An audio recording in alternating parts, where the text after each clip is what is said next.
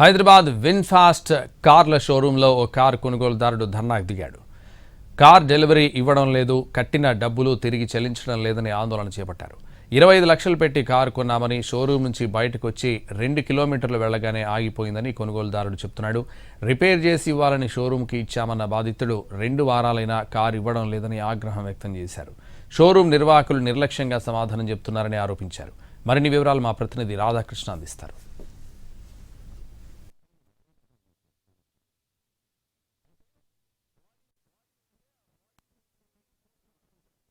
షోరూంలో కొన్న కారు, అది కూడా 25 లక్షలు పెట్టి కొన్న కారు ఇప్పుడు పని చేయకుండా పోయింది. అది కూడా ఒక్క రోజులే అనేది బాధితుడు ప్రస్తుతం షోరూంకి వచ్చి నిరసన వ్యక్తం చేస్తున్న పరిస్థితి మనకు కనబడుతుంది. షోరూం నిర్వాహకులు ఎవరు అతన్ని పట్టించుకోవట్లేదని చెప్తున్నారు.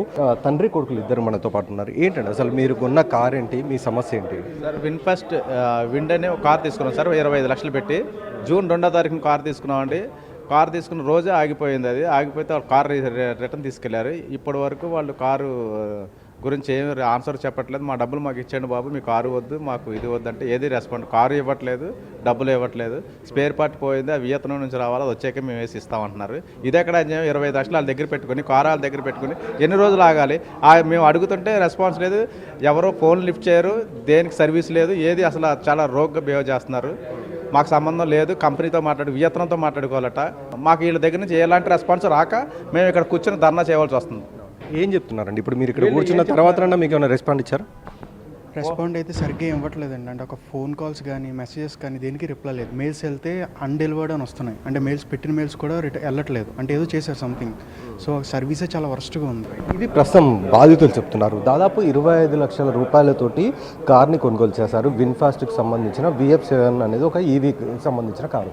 ఆ కారు కొనుగోలు చేశారు 2వ తేదీ నాడు. కరెక్ట్గా 10 నిమిషాల డిస్టెన్స్ వెళ్ళారు, కారు ఆగిపోయింది.